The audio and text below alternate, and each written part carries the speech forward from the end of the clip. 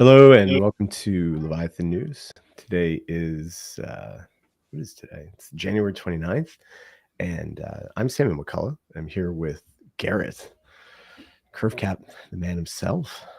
How you doing today? Shinian Kwaila, happy Chinese New Year to all who celebrate. That's right. My daughter came home, and because they have it off today, you might hear them in the background today. It's a no school day. But she's like, they told us at school that they only eat like veggies and fish on Chinese New Year. So, yeah. I did not know that.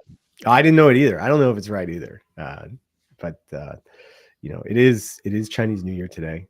How do you know Chinese, Garrett? So if you can tell, my English is not great, but that's because I've crammed in so many other languages that I'm even worse at. A little bit, yeah. It's been such a busy week, but I think the shining gem on DeFi that we've seen, because there's been so much happening in like AI and Trump land and God knows what else. But in DeFi, we had something that has been long awaited. It's the launch of Liquity V2. And we have Colin and Sam here today to come and share about it. So what's up, guys? Thanks for having us on. Yeah, thank you.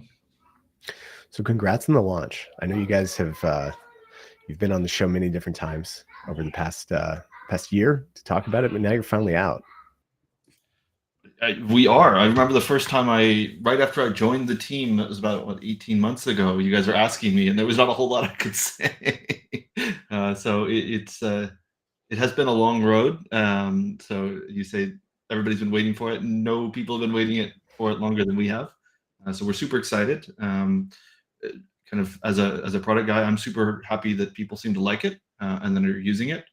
And the trajectory of things look good. So I don't want to extrapolate into the future, but if they could keep going the way they've been going, I will be personally very happy with what we've delivered, even more so than what we already are. So just before we jump in there, I just want to talk about our sponsors at FX Protocol. They have unliquidatable leverage. So even though there's been a bunch of volatility in the market recently, you can go out and get some like 2x or 3x leverage with their X tokens that are unliquidatable. So you're never going to get rugged. You're never going to get liquidated. Not like me, where you just like forget about a 3x position that you have somewhere on some perp exchange, and you pay those funding fees, and then you just forget about it. And one day you come back and it's gone, poof, like it never even existed. But with FX, it just stays, and you can keep it. You can find a QR code if you're watching the video in this top left right here, or you can go and use our referral code.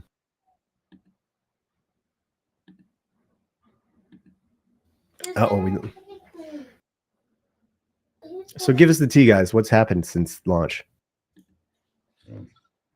Yeah, I mean, Sam, you've been running from here. I'll let you go first.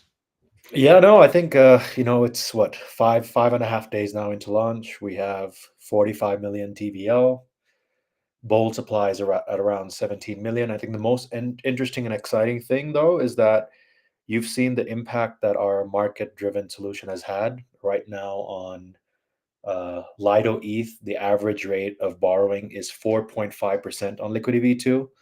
Compare that to some other money markets and other CDPs. I think those rates are more on the 10% plus side.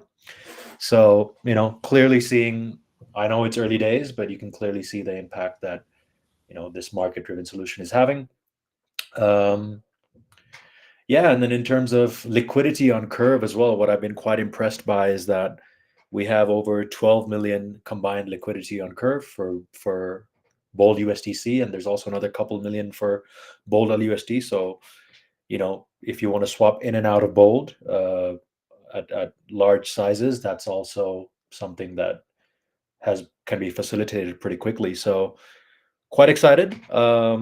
You can see up there on that Dune dashboard that you're sharing too that we have already generated almost 50K in revenue.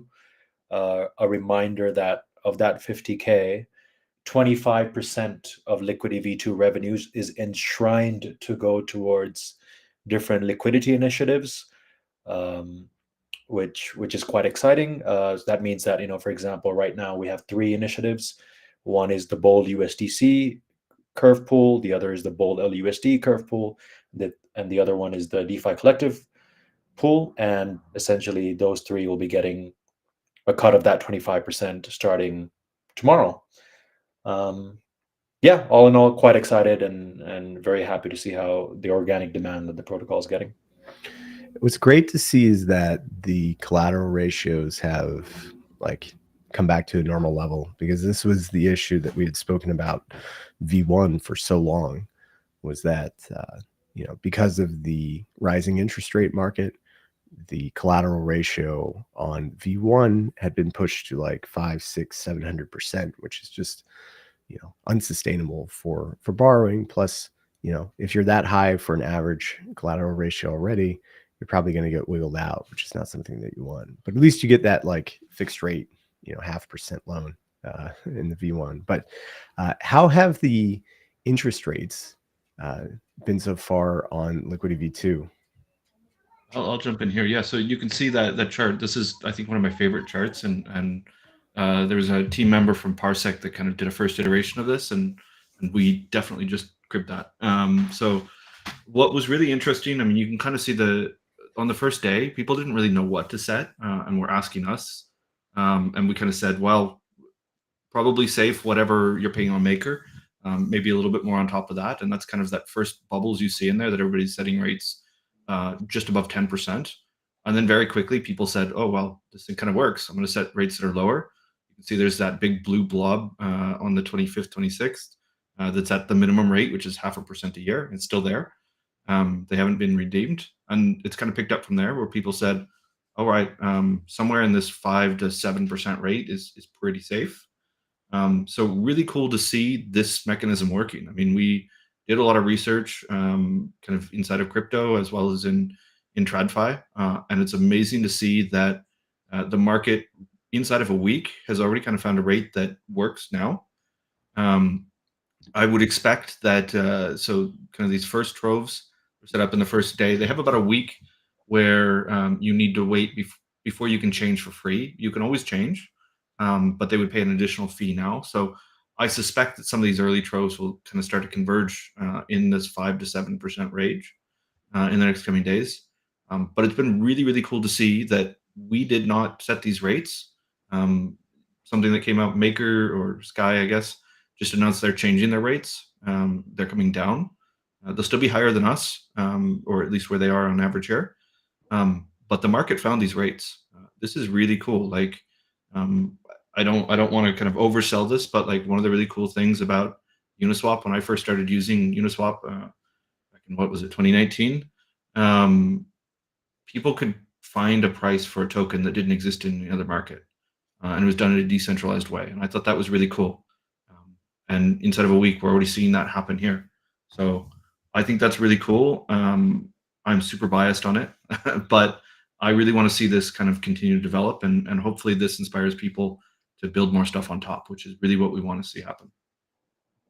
I'll chime in and agree that it is very cool. And I'm curious if so like this rate being around like 6-7%, it being like a very, very good rate, would you say like that's a reflection of the market pricing in the fact that like they don't perceive a ton of risk like they can to borrow? So I think, I mean, okay, so we're a 1 week old protocol, and there's something that was at the top of the chart, the protocol number, the 50K. We did inject 50K into this. So first, yes, part of this is the initial stimulation to the upside. But what you can see here, and the time will run over in what, about 12 hours. But basically all the money we put in has been recreated through external protocol stuff. So for us, that's a huge win. I think you see, especially protocols that issue new tokens to stimulate demand, we have pretty much a 100% pass through. Like, this speaks to the efficiency of it. So we hope, and we're seeing every day that the protocol is alive and not had any security issues. that it will become safer. And we're worried about this internally as well. I mean, the first 2 to 3 weeks, you're as a protocol always the riskiest. So we're definitely monitoring this very closely. We've been very happy, and hopefully that will start to reflect more. But we have had a good track record of security. We have done everything we possibly can do. So the market is hopefully reflecting that. But I think the other thing that's really key is every dollar in protocol revenue is immediately, or bold, is passed immediately out to the stability pool and to PIL. We don't keep anything in the middle. We don't have any ability to kind of govern it, to alter things and say, we'll hold this now and pay it out later. None of that exists, which means that hopefully, because we have that efficiency, borrowers are just able to structurally borrow for cheaper than you can do in a competitor solution. You know, I wanted to go back to this chart over here, the first one that we're looking at. And the thing that I really am loving seeing is just the stability of the collateral ratios, which, you know, was the one thing that you guys were trying to solve for with this new launch, right? And, you know, in the first couple of days, it's been very steady, right? Just hovering around, you know, like 200, 250%, 220%, which is what normal rates should be. Oh, wait, I'm sharing the wrong tab. Yeah, so this chart right here, you know, this is a very steady collateral ratio chart, and this is how it should be. So it's great to see that you guys are seeing success even in the early days. Yeah, thank you. It's that's been very, very encouraging, and our hope is, yeah, because we've fundamentally altered where redemptions would happen, and we haven't seen any redemptions yet. So eager to see how that plays out. We haven't needed to see them yet, so that's the other caveat. But because it's been decoupled, we would expect hopefully to see in that kind of bubble plot of where rates are set that they would respond, and that the protocol can heal itself. So we're very optimistic. We obviously want to see some redemptions happen. We don't really want to see redemptions, if I'm being honest, but we do want to see the mechanism kind of play and what happens with the dynamics and how people react to that. So in time, hopefully that becomes something that is much more familiar for people, but we're super encouraged that people already kind of seem to understand it. Right, right. Wow, there's been no redemptions yet. Nobody's Not that I'm aware of, unless there's anything not showing up on that dashboard. And I've been on calls all afternoon, so I've not checked the Slack alerts on that. Somebody else is monitoring those more closely. But we've not seen any liquidations or redemptions quite yet. Even this guy who has like a 0.5% loan at $1 million 0.5% loan. I guess this I guess like we have a new set of free riders, right? Who can, as long as the peg is good, Yeah. you should be able to take these like super low interest rate loans. You should for a time. I mean, things will change. As I said, like the protocol will be live, have been live for a week, midday UTC tomorrow. So we could see some change in dynamics. We may see our redemptions start to happen then. You can have free riders. The key here, and this is one of the things that Sam and I have been talking about, is it's a protocol where not everybody needs to pay the same interest rate. And that is important because when people don't pay the same interest rate, you have some people that are willing to take more risk, and you have some people that prefer safety and pay for that safety.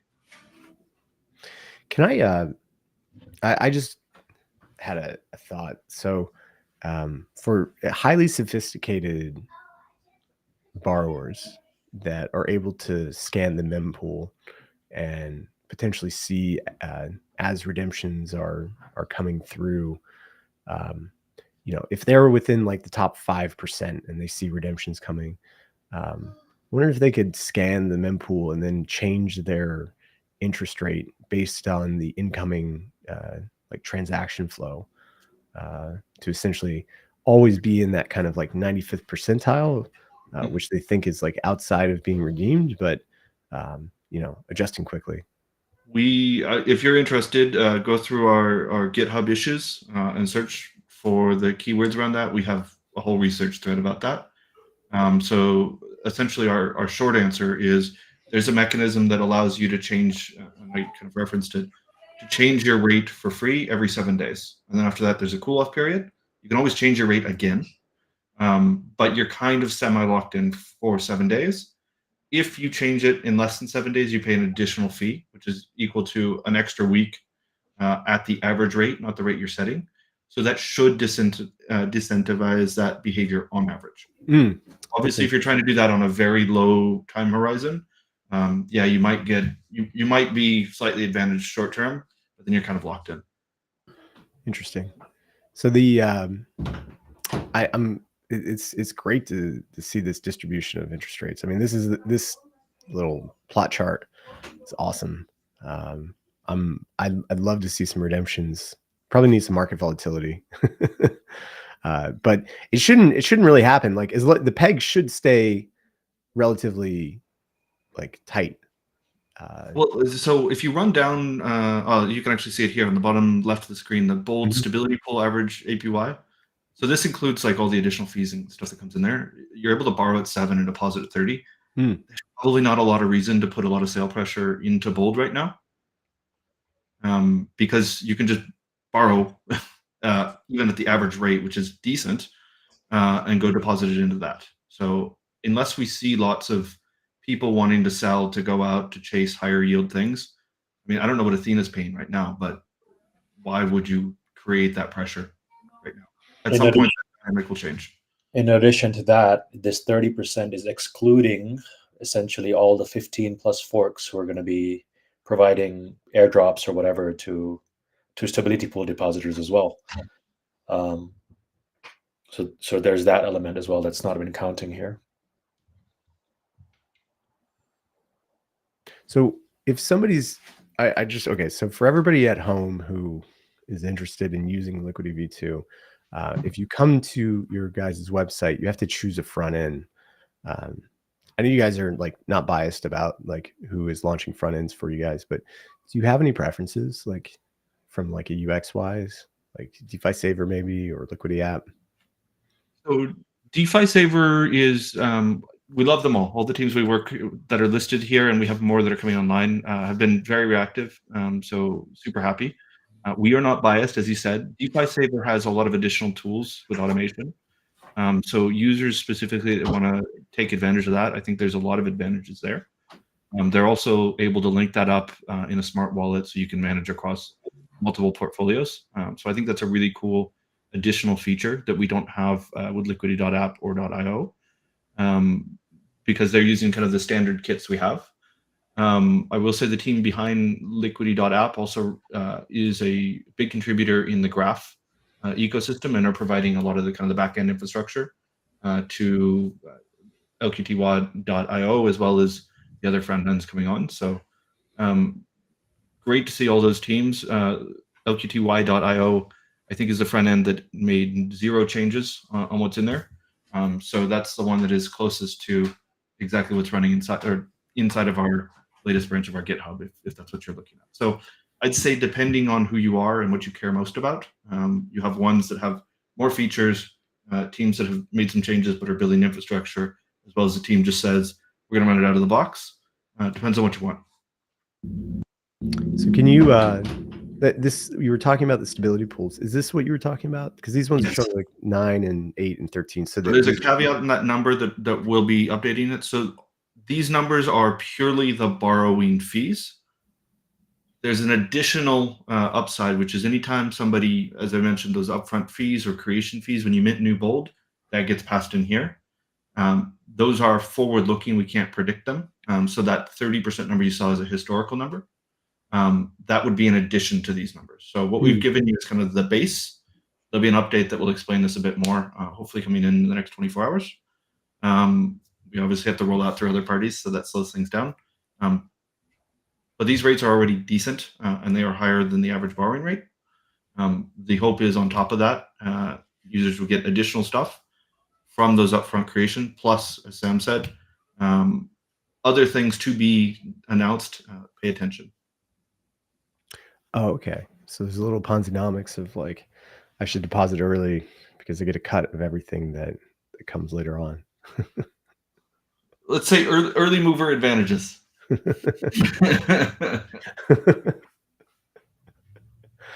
Well, that's awesome. How's the curve pool been? Like, how's the peg performed since launch? Very good. Do we have that in this dashboard? Or I know I saw that in the Parsec one. It's pretty much been hovering around 1, barely gone below 1, maybe 0.999, and it gets pulled back up. So it's been pretty good. Seeing decent volume on both the LUSD pools and the curve pools too. Yeah, I mean, as I said earlier at the start, like the total bold supply is around 18 million, and there is pretty much 15 million between the the LUSD pool and the USDC pool on Curve. So it's pretty liquid for the stablecoin supply. Yeah, you can see the swaps down in this bottom left one. For some reason, they're using bubbles and not candles. But starting out at just over a cent and then coming down and settling at right a cent. But there's this one trend, this one, which is at 0.998. But that wasn't a redemption. I wonder why they sold for that low. Beats me. I don't know. Wait, why is there a discrepancy between the curve pools and the Uniswap? The right side you're looking at bold LUSD, and the left side you're looking at bold USDC. Oh, okay. I think you have to be logged in, but you can switch that curve one to the bold USDC. But you need to be logged in on.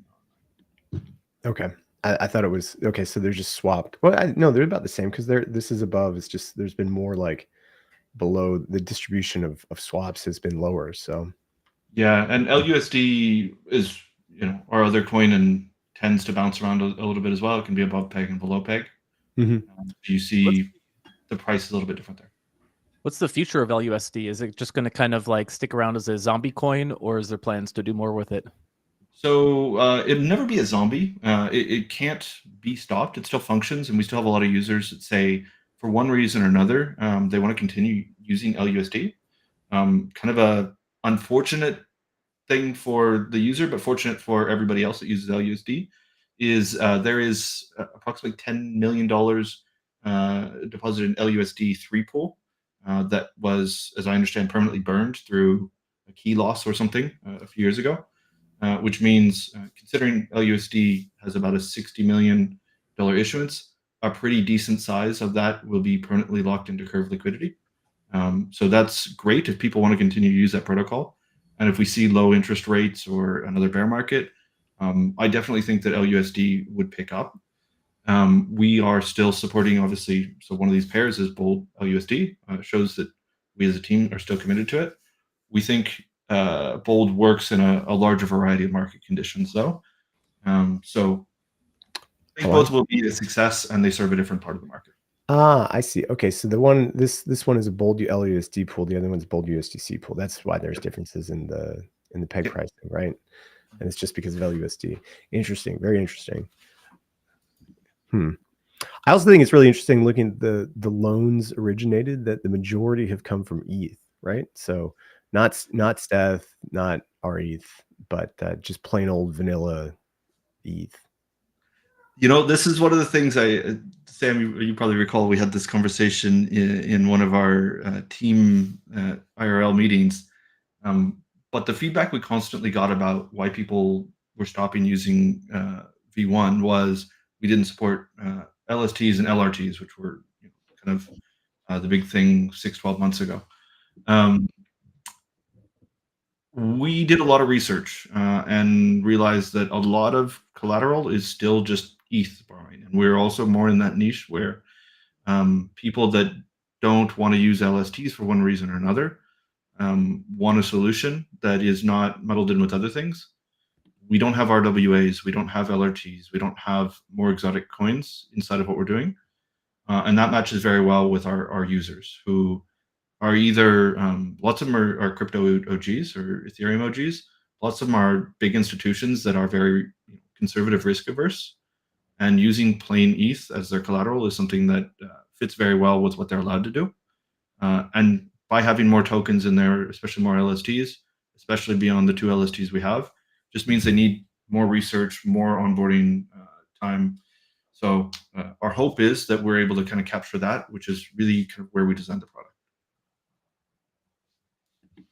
Yeah, and it fits in with like the narrative of what Liquity was originally launched for, which was to build a stable coin with like an actual decentralized stable coin with the least amount of dependencies possible. And while most of the other stablecoin teams out there have like pivoted away and started depending on either like treasuries for collateral or using various types of oracles or lots of other dependencies that get bolted on to help keep the peg. Liquity really stands alone as one of the few places where, here's vanilla ETH that comprises the majority of the collateral type, and it looks very similar to how like single collateral DAI did back in the day. And yeah, I remember, I think Maker with single collateral DAI was probably the first DeFi protocol I used way back in the day. And I remember when they started talking about multi-collateral DAI, I was very much personally worried about that. I think I could probably dig up my blog post from back in the time. This was something when we were designing the product that a lot of us in the team felt very strongly about. And we attacked it kind of from a different point of view, but I think we're all very happy with kind of this collateral list we have. And coupled kind of with our forks, it gives the market the options to go out and get a version of Liquity V2 with teams that want to focus on a different set of collateral. So we think this is kind of a very good compromise that we're able to deliver our users with something that they want in a way that fits in the ethos we stand for, and also give the market an option to go out and use different things. Yeah. Okay. So Dia was just saying that your guys' first governance proposal was a buyback and burn. And just before we get there, he shared this this tweet from Token Bryce. It's like a classic, isn't it? No. That is classical Breeze. Yeah. Have to have a pinch of some, the French taste and cuisine in order to really celebrate the future of France protocol. But let's look at this. Someone Andy Shea, someone essentially said like, take the bold and burn it. I think that they mean LQTY in Yeah, there. they want to buy back LQTY and burn that. Yeah. And yeah, I don't see how buying $2-3 or whatever percentage of the PIL that gets used can make any sort of difference. Yes. But anyway, well, I responded to, there was a couple of users that were discussing this in our Discord. I don't know if it was the same users or different ones, because they don't necessarily have to match their screen names. Our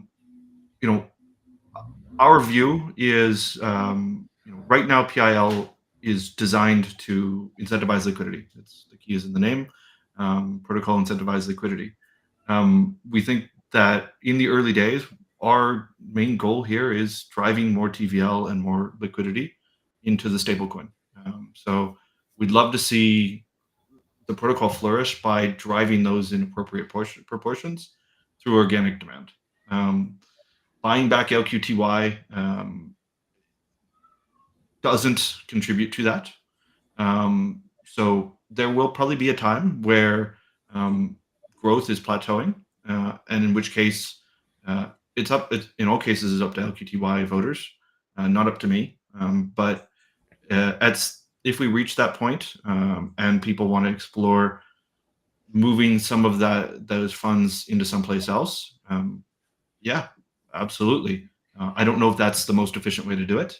We've seen lots of buyback and burns that have met muted responses, but there's lots of ways to accomplish what this particular poster wants to accomplish. And I think there's lots of other things coming in the mechanism, including bribing, which we've got Garrett here talking about Curve. I mean, it's extremely successful for a number of protocols, including Curve.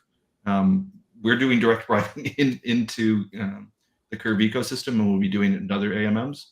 We think that can drive a lot of value to the protocol and to voters. And we would love to see active, positive participants in the protocol benefit, and kind of passive people that are looking to exit the ecosystem receive a benefit that is lesser. Yeah, the thing that Token Bryce posted about the placeholder article, which is 2020, like I think that meta kind of died back then. Great article. This placeholder one. Stop burning tokens. Buy back and make. Great arguments. But yeah, buying and burning, not so great. You know, maybe buying and distributing to the stability pool. I mean, that's interesting, but you know, there's lots of ways that you can use that. I have to say, tonight at midnight UTC, will be the first time we've seen LQTY voters vote on chain. So, lots of projects have done governance. We have a token that's been around for about 4 years now, and we've never been able to vote. So it's interesting to see what this community will do for the first time. And I know you guys have worked with protocols where that's been in for a long time and you're kind of familiar with it. For us, it's brand new, and for our community, it's brand new. So I'm really invigorated by the fact that somebody has actually put that out there, even if my personal view, and I know other people in the team have various different views about it, but kind of align on the same thing, that might not be the right time to do it, and it might not be the right way to do it, and it might not be the right thing to do. But I think it's very invigorating to see other people contribute, because that's kind of decentralized, and that's really what we want. If we were just to say, that can't happen, it's stupid, it needs to go away, I think that's the wrong way to react, because we are not the ones running this protocol. The people that ultimately hold those tokens and are voting are the ones that are running the protocol. They have more rights than we do. So it's quite cool. Well, it Colin, seems like there's Sam, a lot of go ahead, interest Bob. in this because we're up to almost 1,000 viewers on our X live stream, which is fantastic. Although we'd like to get, if you're watching this, take a second to retweet, share it, subscribe it. And Tell us grandpa. And grandpa. And grandpa. Tell them it's a FaceTime. Colin and Sam, I wanted to ask you guys, if I may, about the LQTY actually a bit. Can you maybe share a bit about because I know it's not only a governance token, it's also a revenue sharing token. So maybe you can share a few words about that, and just what exactly are LQTY holders or stakers, to be exact. What should they do, first of all, with migration now with V2? And what exactly are the conditions? What are they? What should they be expecting to earn from staking Liquity? I can yeah. So if with staking with Liquity V2, you keep all the rewards from staking Liquity in V1. So what happens is that we restake that back into V1, so you don't lose out any of the revenue that you get from Liquity V1. So there is no real reason to continue sticking with Liquity V1, other than obviously our contracts are brand new, just came out 6 days ago. That's the only reason. Other than the Liquity V1 revenue component, by staking with Liquity V2, what you can do is you can essentially vote on the various initiatives that we have within Liquity V2. So currently there are 3 initiatives, which is the Bold LUSD curve pool, the Bold USDC curve pool, and the DeFi collective. In the future, we expect more initiatives to come into play, and by staking longer, you have more voting power compared to someone who's staking later. So essentially, you get to direct 25% of revenues from Liquity V2 to various initiatives. So Sam, I noticed that you wrote a blog article about Liquity adopting this Chainlink standard. Since I'm too poor to transact on the L1 nowadays, what's going on with the L2s? Yeah, good question. So, as I mentioned at the start, we will have 15 plus forks, friendly forks across different EVMs. The idea is that having one unifying interface that's secure, that's, obviously with the track record that Chainlink has, makes it easier for users. So if all these different forks one example I'll give is Quill, who just launched yesterday on Scroll. They will be incentivizing a portion of their points or tokens or whatever it is towards liquidity pools between their version of Bold, which is called USDQ, and our Bold. So as a user of Liquity V2, if you want to be, eligible to the points that they have on offer, you can use the CCIP bridge Bold across, and then LP on the pool that they're incentivizing. And the idea is that this same logic will apply to all the friendly forks supported by CCIP.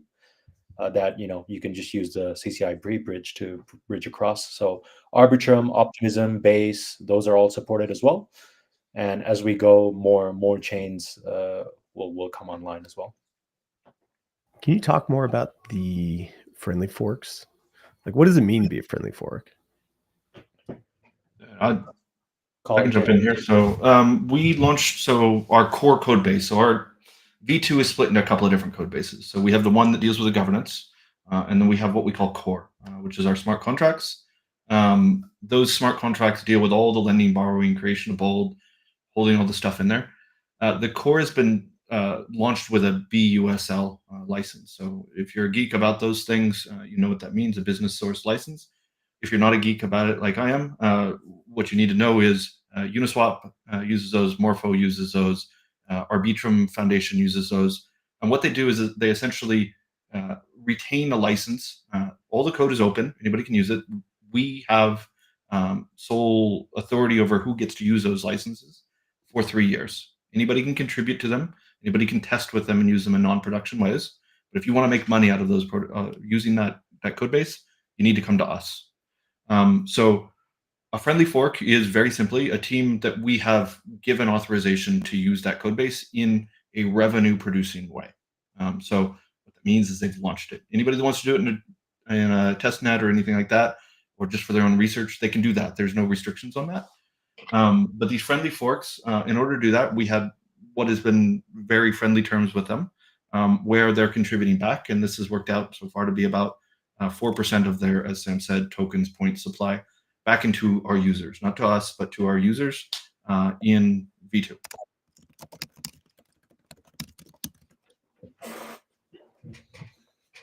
Nice. And how many you get? There's been 15 forks announced already? The number we have is 15. I think that have been publicly announced with names and details is about a third of that so far. I may be wrong and that may be out of date. But I think there it's are 6 or 7 or something like that. No? We're getting up there. I think. I'm not sure. You probably know better than me because you have it up. But yeah, here you can see the latest. Because I follow Bojan on Discord and X and keep seeing his. So you'll see more and more of these, and they'll be going live at different phases. So for different reasons, they have picked different launch times. Some of these are on networks that are not live, or in the case of Felix, Hyperliquid is live, but not their EVM portion of their chain. To my knowledge, again, that may have changed since I looked 24 hours ago. But we'll see these things ramp up, and they'll come out over time. They have signaled that they're definitely looking at early users. So just because your favored fork is not live yet doesn't mean that you should necessarily wait.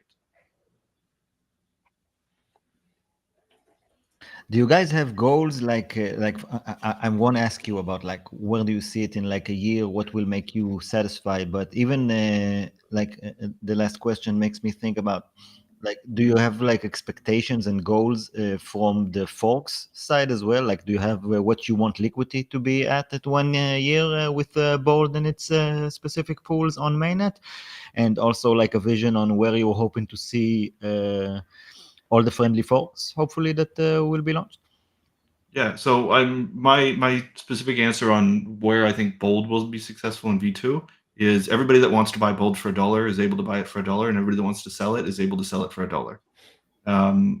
I think coming up and saying we should have this much TVL or this much Bold supply, I think is the wrong way to look at the metric.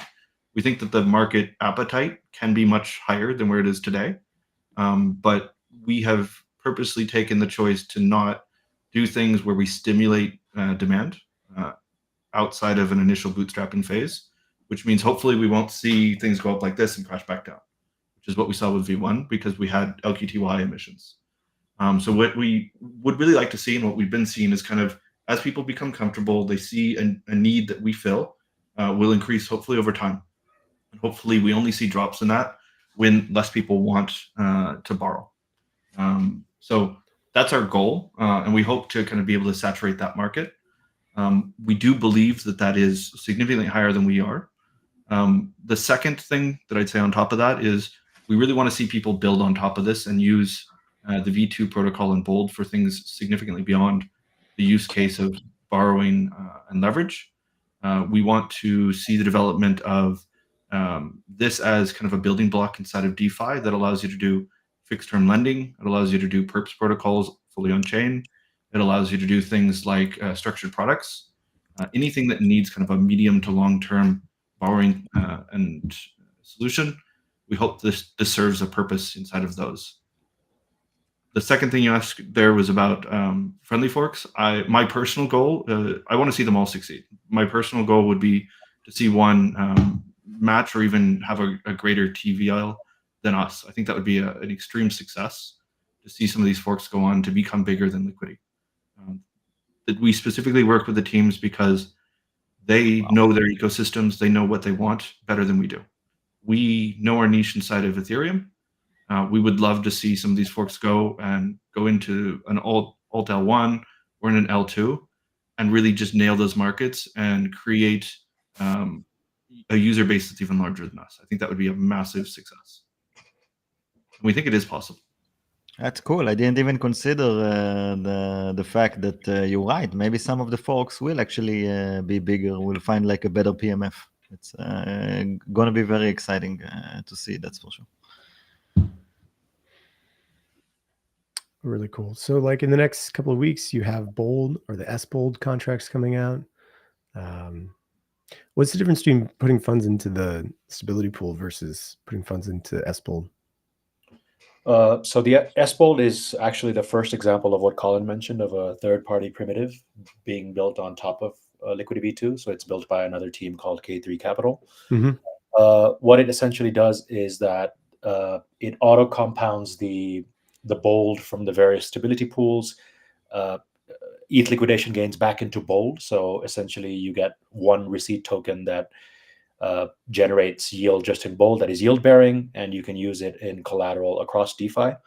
The idea is that, we've seen with Liquity V1 as well, quite a few of our users saying that it'd be great to have an auto compounding version of LUSD that we can use on, I don't know, various money markets or on Pendle or on Spectra or on whatever. This will enable that. And what I envisage is that, since we have all these friendly forks who are going to provide incentives to stability pool users, what I expect to see is that maybe S-Bold can be like a yield splitting type of token on the likes of Spectra, where you can either get a fixed yield by going down the PT route, or you can speculate on what the YT will be from the various forks as well. So that's the idea around it. There's some different risk parameters since it's being built by a third-party entity, but that's the idea. Mm-hmm. Nice. Really cool. I'm excited to see how you guys roll it out over the next couple of months. 50 million is like a drop in the pond at this point. And, hopefully next time you guys add another zero on. We'd love to. If that's what people want, we want to build a protocol that will serve that in the most efficient way possible.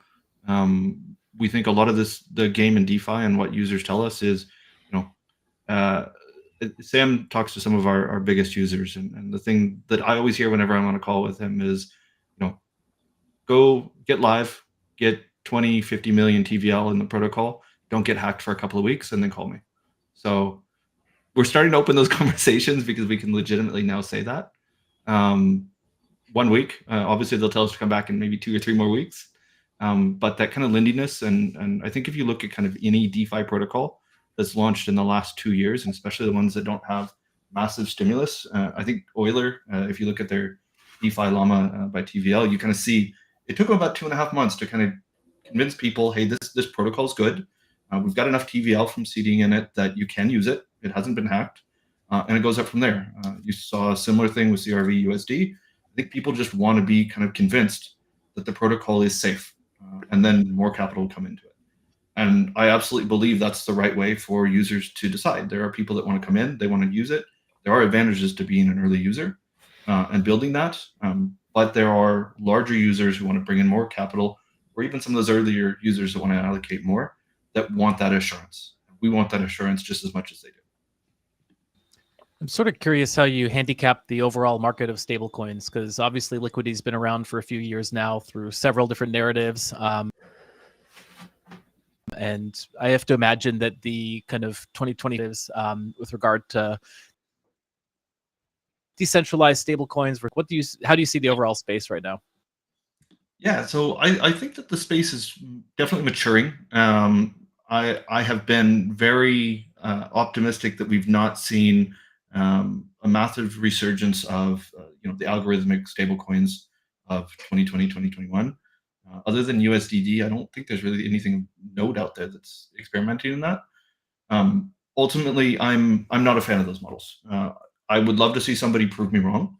I don't think there's any designs that exist right now that are able to deliver that. What I am a big fan of is seeing people experiment, whether it's more centralized, fiat-backed ones that offer better security. People are experimenting with RWAs. Personally, I'm not a fan.